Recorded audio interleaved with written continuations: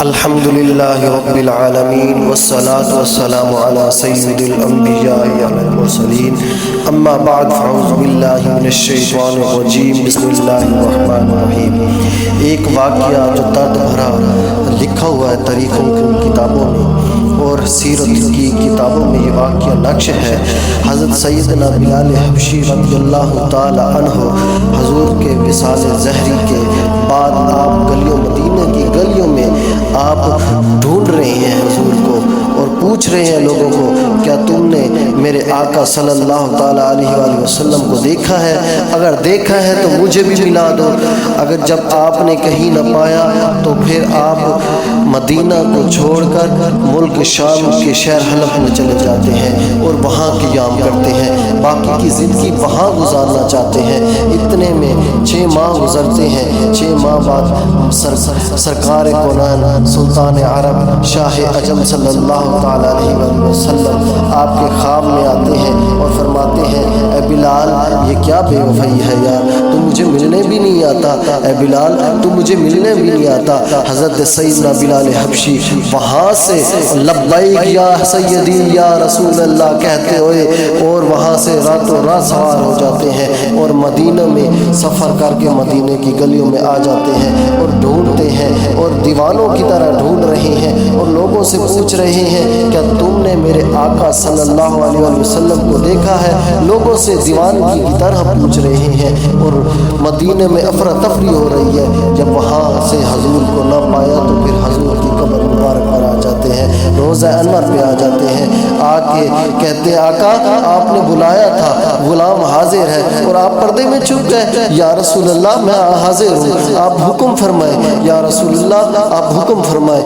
مدینہ میں افراتفری ہو جاتی ہے۔ لوگ دیکھتے ہیں کہ حضور کے غلام بلال حبشی تو آ گئے، حضور کے غلام بلال حبشی تو آ گئے مدینہ کی گلیوں میں، اور لوگ چھوٹے چھوٹے بچے پوچھ رہے ہیں، اے اماں جان اے ابا جان کیا حضور کے غلام بلال تو آ گئے ہیں؟ کیا محمد رسول اللہ کب آئیں گے؟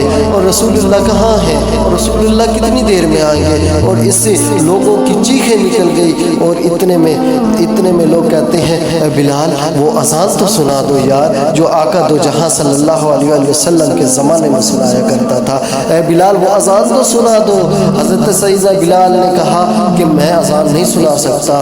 جب میں اذان سنایا کرتا تھا تب مجھے چہرہ مصطفیٰ دکھائی دیتا تھا۔ جب میں اشہد ان محمد رسول اللہ پڑھتا تھا تو چہرہ مصطفیٰ دکھائی دیتا تھا مجھے۔ اب مجھے وہ تاب نہیں رہی، میں اذان نہیں سنا سکتا۔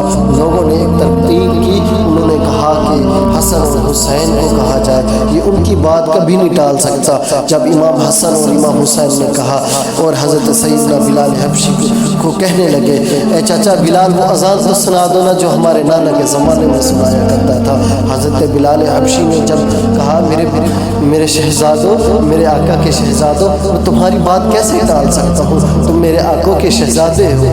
جب بات سنی اور اذان سنانے کہا اور اسی مقام پر پہنچے جہاں پہ حضرت سیدنا بلال حبشی اذان جب دیا کرتے تھے اس زمانے میں، اسی ٹائم اذان سنانے لگے، اسی منبر پر کھڑے ہو کے جہاں آقا دو جہاں صلی اللہ تعالیٰ علیہ وسلم کے زمانے میں کھڑے ہو کے اذان کہا کرتے تھے، وہاں اذان پڑھنا شروع کی، اللہ اکبر اللہ اکبر اللہ اکبر اللہ اکبر، اشہد ان لا الہ الا اللہ اشہد ان لا الہ الا اللہ اشہد ان محمد رسول اللہ تک پہنچے تو آپ نے مصطفیٰ کا چہرہ دکھائی نہ دیا، پر جب کہنے لگے اشہد ان محمد رسول اللہ تو حضور کا چہرہ دیدار نہ ہوا تو حضرت سیدنا بلال حبشی اور گر پڑے، بیہوش ہو گئے۔ جب اذان دے رہے تھے لوگ گلیوں سے عورتیں مرد باہر آ گئے، نقشہ ہی بدل گیا اور لوگ چیخ پکار ہو گئے، چھوٹے چھوٹے بچے پوچھ رہے ہیں، اماں جان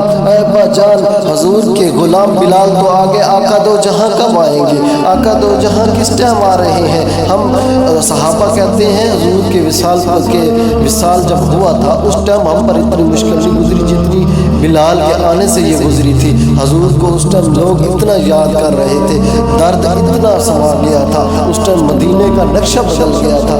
لوگ پوچھ رہے تھے کہ آقا دو جہاں کب آئیں گے، اور عورتیں باپردہ عورتیں مرد اپنے گھروں سے باہر آ گئے تھے، اور یہ بلال کا عشق تھا، یہ بلال کا عشق تھا۔ حضور کو جب نہ پایا تو پھر آپ واپس ملک شام چلے گئے۔ یہ حضرت سیدنا بلال حبشی کا واقعہ ہے۔ یہ حضور سے عشق کیا تو بلال نے کیا، حضور سے عشق کیا تو ابو بکر نے کیا، حضور سے عشق کیا تو عمر بن خطاب نے کیا، حضور سے عشق کیا تو مولا علی شیر خدا نے کیا، حسن حسین نے کیا، صحابہ نے کیا۔ اور ہمیں بھی ایسا عشق بلال جیسا عطا فرمائے اللہ، اور ہمیں بھی عشق ایسا جذبہ عطا فرمائے حضور کی محبت کا، جو حضور ہی دکھائی دے اور حضور ہی حضور ہو۔ تو امید ہے کہ یہ واقعہ ہمیں حضور کی محبت میں ایک ایمان افروز واقعہ ہے، جو ہمیں حضور کی یاد ستائے گی، اور بھی ہم اسی طرح آپ کو واقعہ سنائیں گے۔ وما علینا الا البلاغ المبین۔